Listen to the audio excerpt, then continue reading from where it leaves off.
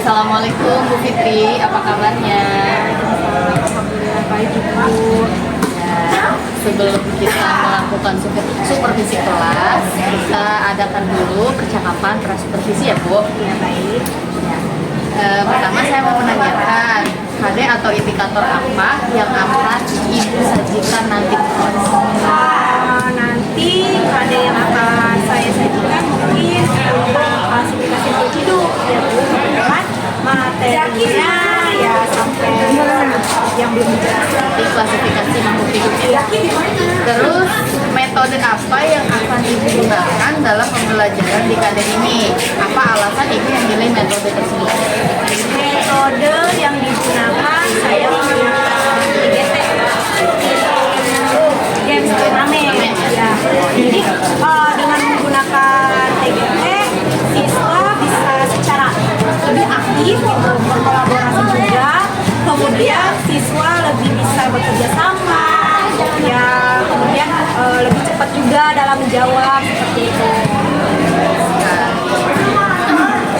Terus alat dan bahan atau sumber belajar apa yang sudah Ibu siapkan? Jelaskan alasannya. Yang sudah disiapkan berupa gambar hewan-hewannya, kemudian kunci determinasi juga sudah saya siapkan.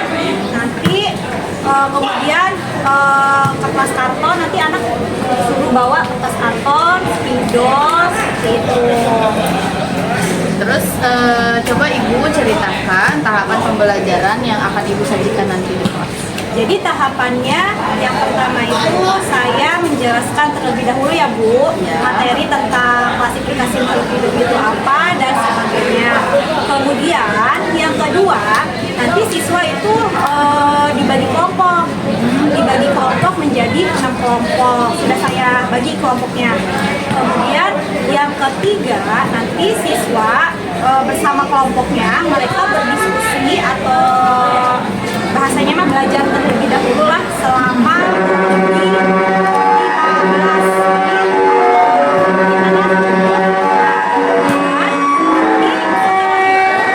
games kita mulai.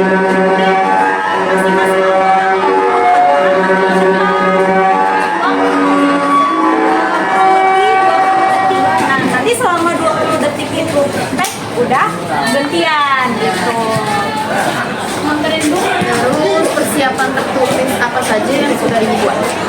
Persiapan tertulis paling materi sih Bu, nyampein materi tentang klasifikasi makhluk hidupnya seperti itu. Terus kira-kira materi apa yang dianggap sulit oleh siswa berdasarkan perkiraan Ibu? Kalau misalkan emang ada, kira-kira materi apa? Kemudian alasannya kenapa siswa bisa merasa sulit dengan materi tersebut?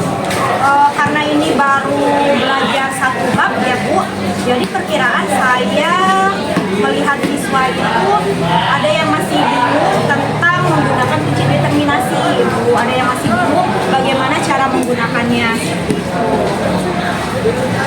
Terus kompetensi apa yang dimiliki siswa setelah mengikuti pembelajaran sesuai dengan harapan Ibu? Setelah mempelajari materi ini, kan klasifikasi itu masih ada dalam bab keanekaragaman ya Bu. Ya. Jadi diharapkan siswa bisa lebih dapat membedakan mana keanekaragaman spesies, kemudian mana keanekaragaman gen, kemudian juga siswa bisa mengklasifikasikan makhluk hidup, bisa menggunakan kunci determinasi juga. Itu kemudian siswa juga bisa menggunakan atau menyebutkan nama ilmiah. Kan sulit tuh rata-rata siswa berbicara kata ilmiah. Apa yang perlu mendapat perhatian khusus pada pembelajaran kali ini? Mungkin lebih memperdalam atau sering berbicara atau menyebutkan kata ilmiah gitu, agar mereka lebih terbiasa menyebutkan nama-nama ilmiah seperti mangga itu nama ilmiahnya apa sih? Kan harusnya disebutkan Mangifera indica, tapi ada yang selalu bilang Mangifera indica seperti itu. Wah, luar biasa ya Bu Fitri, persiapannya bagus sekali. Mungkin cukup sekian percakapan supervisi kita Nanti kita bertemu lagi besok ya. Dan saat seperti sih. Assalamualaikum warahmatullahi wabarakatuh. Waalaikumsalam. Oke, absen dulu. Alia. Abida. Abdi. Alfa. Alifah. Anissa. Ani. Auladi. Saya baik kemarin sampai mana yang dijelasin kan baru dikit ya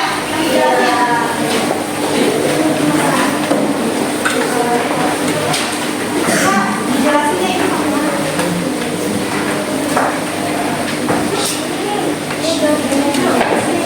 yang macam-macam sistem klasifikasi dulu udah dijelasin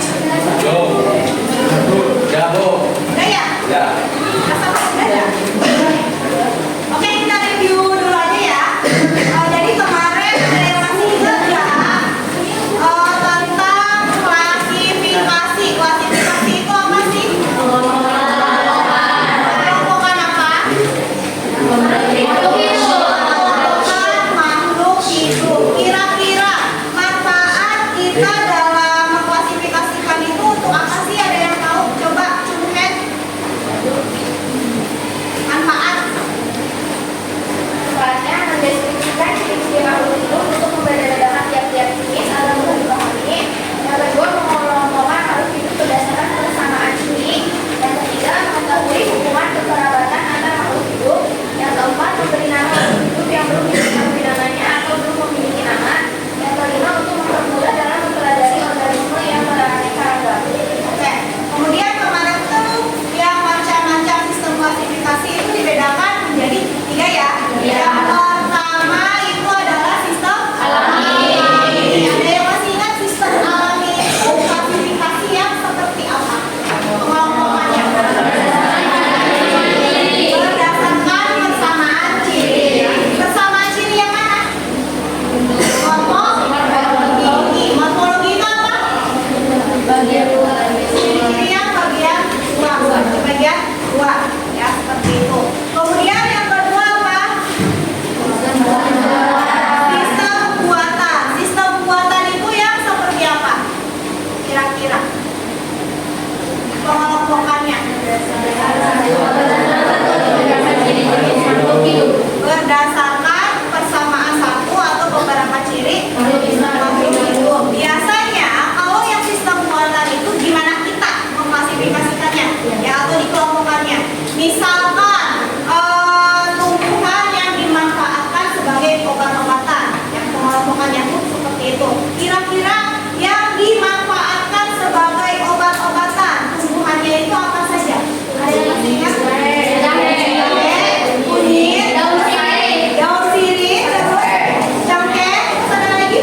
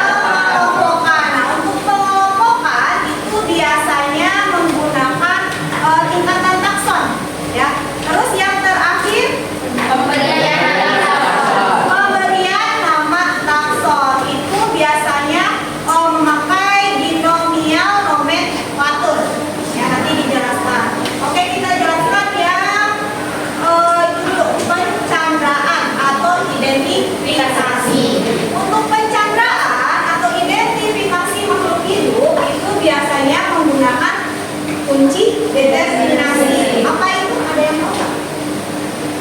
Jadi kunci determinasi itu dia berupa ciri-ciri, ya. Nanti organismenya itu misalkan kalian mengamati suatu organisme, seolah-olah kalian belum tahu organisme itu masuknya ke dalam apa. Nah, untuk mengelompokkan organisme tersebut, maka kalian harus menggunakan kunci determinasi, ya. Misalkan kita akan mengidentifikasi hewan A. Hewan A itu apa? Buaya. Kalian tuh seolah-olah belum tahu nih, si buaya itu kira-kira termasuk hewan apa, ya. Nah, untuk mengetahui buaya itu hewan apa atau kelompok apa, maka kalian harus melihatnya dengan menggunakan kunci determinasi. Caranya gimana? Coba dilihat, itu kan ada nomor 1, ada? Nah, itu kan di nomor 1 itu ada 2 pernyataan ciri-ciri, ya Pak? Coba kalian lihat, kira-kira pernyataan yang paling sesuai dengan hewan A itu yang mana? 1A atau 1B? 1B, yaitu vertebrata yang tidak memiliki rambut atau bulu. Maka kita tulis dulu, berarti hewan A ciri-cirinya adalah yang pertama 1B. Kemudian di pernyataan tersebut di akhirnya ada keterangan nggak? Apa? Ke nomor 3. Maka kalian melihat ciri-ciri yang ada di nomor 3. Udah? Kira-kira mana yang paling sesuai? 3A atau 3B? 3A atau 3B? Coba baca. 3A, yaitu tubuh ditutupi oleh sisik. Berarti ciri yang kedua adalah 3A. Ada keterangan lagi? Apa?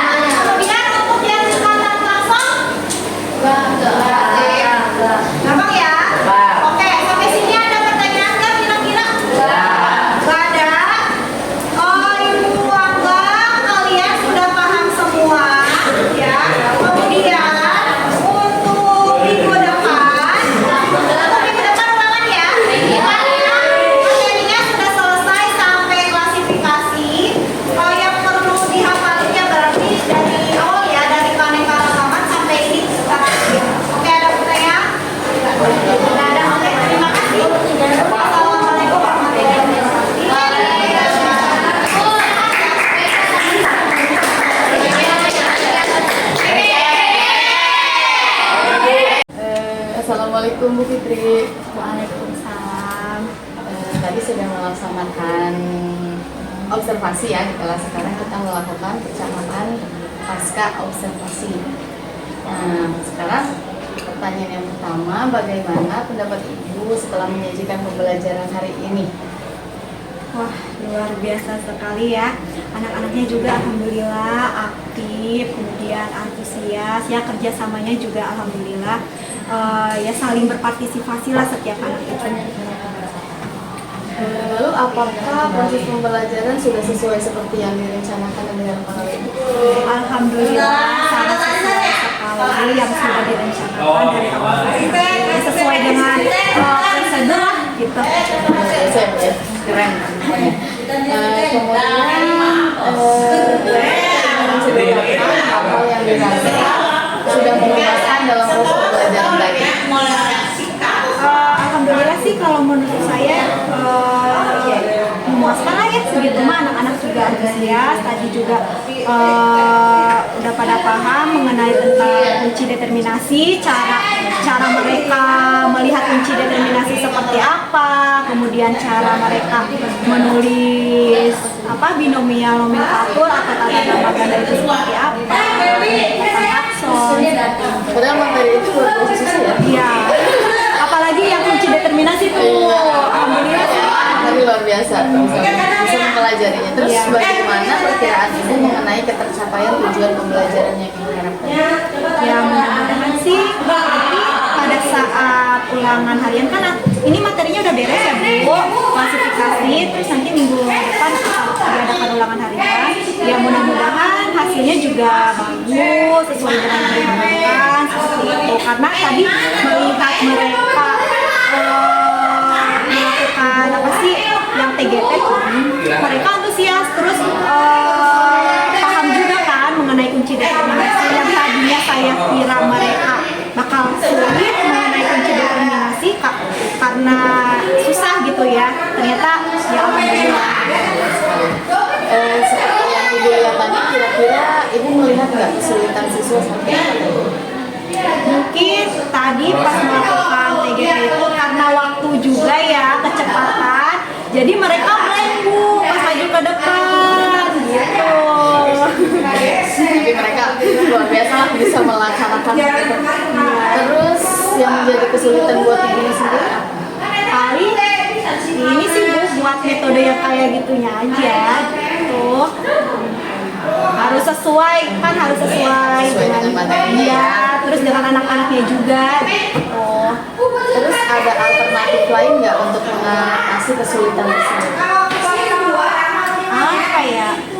Ya mungkin melakukan asesmen atau gimana gitu. Terus setelah kita identifikasi bersama-sama tadi ya Bu, kan banyak hal yang sudah bagus, tapi ada yang masih perlu ditingkatkan. Perlu ditingkatkan lagi ya, mereka lebih memperdalam atau mempelajari tentang kunci determinasi. Terus tadi kan ada yang sulit cara nulisnya itu, yang binomial nomenklatur, mereka masih bingung gitu. Nah, berarti dengan demikian kira-kira apa yang akan dilakukan pertemuan berikutnya di materi berikutnya? Untuk materi berikutnya virus ya, mungkin akan menggunakan metode yang berbeda pula. Nah itu belum terpikirkan Bu. Akan menggunakan metode apa? Karena materi virus itu cukup kompleks ya, lebih kompleks dari materi yang ini sebelumnya gitu.